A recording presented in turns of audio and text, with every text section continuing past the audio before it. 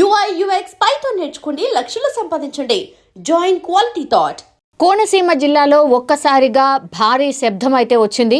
Actually ONGC గ్యాస్కి సంబంధించిన ఒక biggest blast అని కూడా చెప్పొచ్చు. కానీ కోనసీమలో ఇది వెరీ వెరీ కామన్గా అయిపోయింది. ఎందుకంటే 2025 సంవత్సరంలోనే ఇది 3వ 4వ బ్లాస్ట్ అనేటువంటిది కోనసీమ వాసులు చెప్తూ ఉన్నారు. భయాందోళన పరిస్థితుల మధ్య మేము ఈ పల్లెటూర్లలో ఉంటున్నాము అనేటువంటి మాట కూడా చెప్తున్నారు. ఇది ఓఎన్జీసీకి సంబంధించిన డ్రిల్లింగ్ వర్క్ జరుగుతుంటే ఒక్కసారిగా బ్లాస్ట్ అవ్వడం, ఆ తర్వాత పెద్ద ఎత్తున గ్యాస్ లీక్ అయ్యి పెద్ద ఎత్తున మంటలు చెలరేగడం అండ్ ఒక్కటేసారిగా పొగమంచు పూర్తిగా ఆ చుట్టుపక్కల గ్రామాలకు సంబంధించి వ్యాపించడం.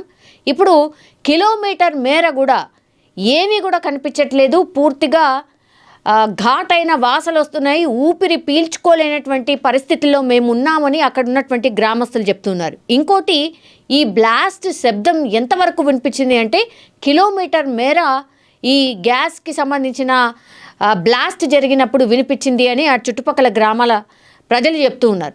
అండ్ రెస్క్యూ టీమ్స్ ఎప్పుడైతే చేరుకున్నారో, అంటే పోలీసులు కానీ రెస్క్యూకి సంబంధించిన ఈ ఫైర్ సిబ్బంది కానీ వీళ్ళందరూ ఫైర్ కంట్రోల్ చేయడానికి చేరుకున్నప్పటికి కూడా అప్పటికి ఇంకా పెద్ద ఎత్తున శబ్దంతో బ్లాస్ట్ జరుగుతోంది. అట్లాగే పెద్ద ఎత్తున మంట వ్యాపించడం, పొగ వ్యాపించడం జరుగుతోంది.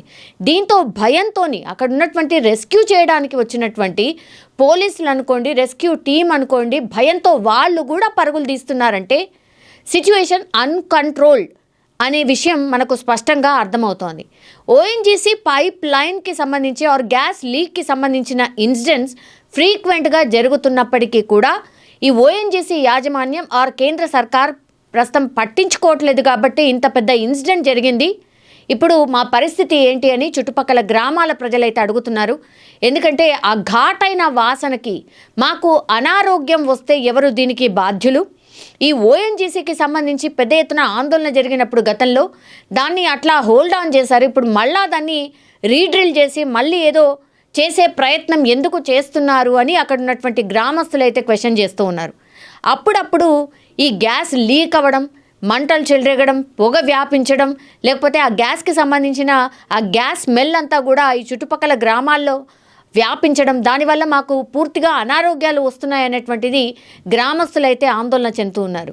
ఒక రకంగా చెప్పాలంటే పెద్ద ఎత్తున అక్కడ ఒక బ్లాస్ట్ జరిగిన తర్వాత అక్కడి నుంచి ప్రాణ భయంతో ఆ చుట్టుపక్కల ఆర్ దగ్గరలో ఉన్నటువంటి గ్రామాల ప్రజలైతే పూర్తిగా వాళ్ళని ఇళ్ళని వదిలి సురక్షిత ప్రాంతాలకు తరలి వెళ్తున్నారు. ఎందుకంటే రెస్క్యూ టీమే అర్థం కాక సిచ్యువేషన్ని కంట్రోల్ చేయలేక పారిపోతున్నారు అని అంటే, మరి ఈ గ్యాస్ లీక్ అనుకోండి, లేకపోతే ఈ బ్లాస్ట్ జరిగిన తర్వాత కంట్రోల్ చేయడానికి ఒక టీం ఏదైతే రావాలో ఆ టీం కోసం ఇప్పుడు అధికారులు అయితే వెయిట్ చేస్తూ ఉన్నారు.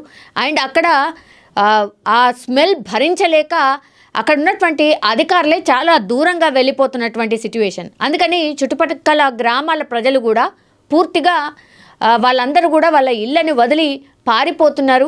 ఎప్పటి వరకు ఈ గ్యాస్ కంట్రోల్ అవుతుందో తెలీదు, లేదంటే మంటలు ఎప్పుడు అదుపులోకి వస్తాయో తెలీదు. ఈ స్మెల్ అంతా కూడా అంటే పూర్తిగా ఘాటైన వాసనతోనే అక్కడ నిండిపోయింది. పొగ పూర్తిగా వ్యాపించింది. దానివల్ల కళ్ళ మంటలు కూడా వస్తున్నాయని గ్రామస్తులు అయితే అక్కడి నుంచి పూర్తిగా ఖాళీ చేసి వెళ్ళిపోతున్న సందర్భం. పూర్తిగా ప్రభుత్వం దీని మీద చర్య తీసుకోవాలి. అట్లాగే కేంద్ర సర్కార్ ఓఎన్జీసీకి సంబంధించిన యాజమాన్యం దీని మీద రెస్పాండ్ కావాలి. మళ్ళీ ఇట్లాంటి సిచ్యువేషన్ రాకుండా ఉండడానికి పూర్తి స్థాయి చర్యలు తీసుకోవాలి అనేటువంటిది గ్రామస్తులు అయితే డిమాండ్ చేస్తూ ఉన్నారు. కానీ ఒక్కసారిగా 12 గంటల ప్రాంతంలో ఓఎన్జీసీ పైప్ లైన్కి సంబంధించిన బ్లాస్ట్ జరిగిన తర్వాత మాత్రం పూర్తిగా ఆ చుట్టుపక్కల ఉన్న 4-5 గ్రామాల ప్రజలైతే భయాందోళనమే చెందడమే కాకుండా అక్కడి నుంచి పూర్తి స్థాయిలో వాళ్ళ ఇళ్లను ఖాళీ చేసి వెళ్ళిపోతున్న సందర్భం. ఇదంతా కూడా ఎప్పుడు సద్దుమణుగుతుందో, మళ్ళీ ఎప్పుడు ఇంటికి చేరుకుంటామో అనేది కూడా తెలియనటువంటి సిచ్యువేషన్లో ఆ గ్రామాల ప్రజలైతే ఉన్నట్టు కనిపిస్తోంది.